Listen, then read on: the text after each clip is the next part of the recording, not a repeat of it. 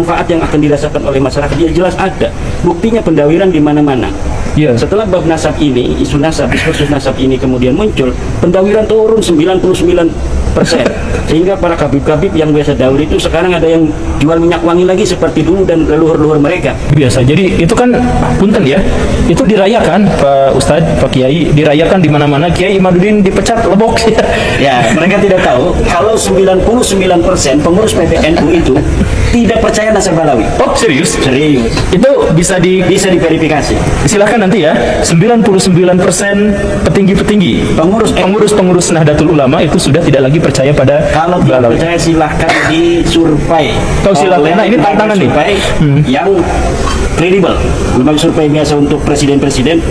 Coba survei seluruh Indonesia para petinggi-petinggi NU di setiap tingkatan, apakah mereka percaya nasab balawi? Berapa persen yang percaya dan berapa persen yang tidak percaya? Kenapa? Karena saya ke bawah.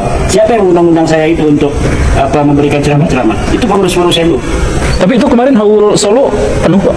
Itu penuh oleh mobilisasi. Mobilisasi. Khusus banyak itu di berbagai macam titik lokasi untuk diarahkan datang ke Solo Raya itu. Kok kayaknya enteng banget ya mengklaim seperti itu. Mengklaim 99% pengurus NU sudah tidak percaya lagi kalau habaib keturunan Nabi. Lucunya dia menyatakan itu katanya karena dilihat dari pengurus-pengurus cabang NU yang sudah mengundang dia selama ini ketika atau dalam berceramah membahas nasab habaib. Dasarnya cuma itu. Yang dengan itu dia begitu pede menantang survei. Kalau nggak percaya pada ucapannya ya, silahkan survei pakai lembaga-lembaga survei yang kredibel, yang biasa mensurvei pemilihan umum atau pemilihan presiden. Wah gitu ya. Tapi kalau saya sih nggak kaget ketika dia mengatakan hal-hal yang sok keren semacam itu. Orang yang paham dengan track recordnya tentu sudah biasa mendengar dia menyatakan hal-hal yang seakan-akan wah dan seakan-akan kebenaran, padahal faktanya jauh panggang dari api, jauh panggang dari api. Jadi simpel saja sebenarnya kalau cuma menanggapi pernyataannya yang receh ini. Pertanyaannya, dia sendiri ngomong 99% pengurus NU sudah tidak percaya nasab habaib, itu apakah sudah melalui survei? Kalau misal sudah survei, tentu harus ada datanya. Mana datanya? Lembaga survei mana yang sudah mensurvei? Kredibel nggak lembaga surveinya? Kan gitu. Kok seakan-akan pernyataannya itu sudah divalidasi oleh lembaga survei yang otoritatif? Saya sih pakai logika sederhana saya saja ya. Kalau mau pakai akal-akalan, karena dia kan juga pakai akal-akalan. Coba hitung dulu, jumlah semua kantor cabang Nahdlatul Ulama di seluruh Indonesia itu ada berapa? Terus hitung jumlah cabang yang sudah mengundangnya untuk membahas nasab habaib. Jadi misalnya taruhlah ada 100 cabang NU yang ada di seluruh Indonesia. Maka yang sudah mengundang dia itu berapa persen dari 100 cabang itu? Saya lihat cuma beberapa saja ya. Sangat sedikit. Jadi kalau cabang-cabang yang undang dia masih 30 dari 100 cabang, maka jauh kalau mau mengklaim persentase 99%, artinya itu cuma masih 30%-nya saja. Jelas. Maka harus jelas dulu datanya. Sudah berapa cabang yang dia datangi untuk membahas nasab habaib? Saya sendiri gak yakin kalau sampai 30%. Kan dia gak bawa data kan. Itu pun kalau punya data. Dan video yang menayangkan ceramahnya di beberapa cabang itu cuma beberapa saja, gak sampai 30%. Jadi jangan asal klaim Pak ya.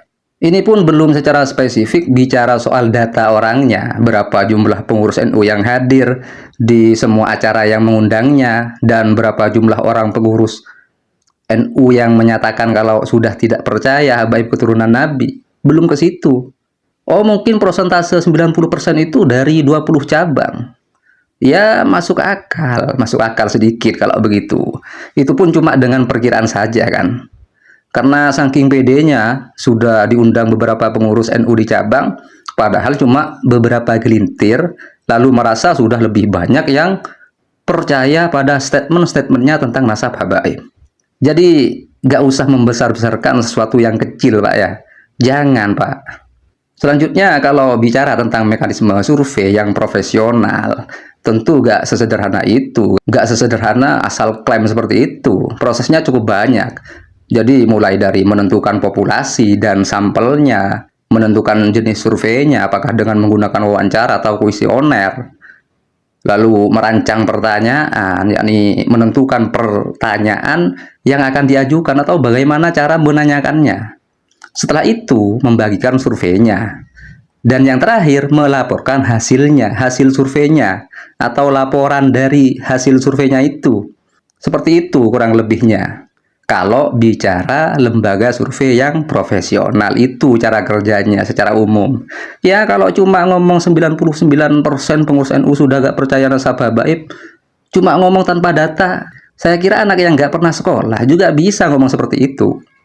Jadi intinya nggak heran kalau dia itu asal klaim seperti itu. Sebelumnya juga kan seperti itu. Katanya 80% orang Indonesia sudah nggak percaya kalau habaib keturunan Rasulullah. Padahal mana datanya itu? Nggak pernah ada. Biasanya kan mereka ini paling ribet ya kalau soal data. Ayo tunjukkan mana datanya. Terus di video itu juga bilang 99% dawir menurun. Ya kalau cuma perkiraan siapa saja bisa, Pak. Itu pun kalau bicara dawir, yang dawir itu cuma beberapa orang dari total jutaan Habib di seluruh Indonesia. Kemudian dia juga bilang yang datang di Haul Habib Ali Al-Habsyi di Solo itu ada yang memobilisasi. Oke, mungkin ada sebagian jamaah yang dimobilisasi oleh tokoh-tokoh agama di tempat tinggal mereka masing-masing untuk datang ke Haul Solo. Dengan arti, tapi ingat, dengan arti tokoh-tokoh itu memberikan sarana pada jamaahnya yang mau datang di Haul Solo. Misalnya, memberikan transportasi gratis kepada jamaahnya untuk berangkat ke Haul Solo sebagai rasa solidaritas. Itu.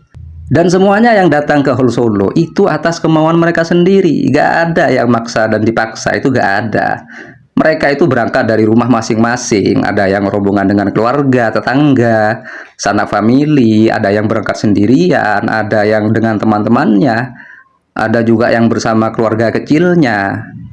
Masa fakta-fakta seperti ini Anda nggak ngerti sih? Jadi bukan seperti demo yang sering ada yang memobilisasi massa, lalu peserta demonya diiming-imingi sesuatu agar berangkat berdemo. Bukan. Jadi jangan berpikiran kalau ratusan ribu orang yang datang di Haul Solo itu dimobilisasi seperti mau berangkat demo. Ente ini kadang-kadang ya. Assalamualaikum warahmatullahi wabarakatuh.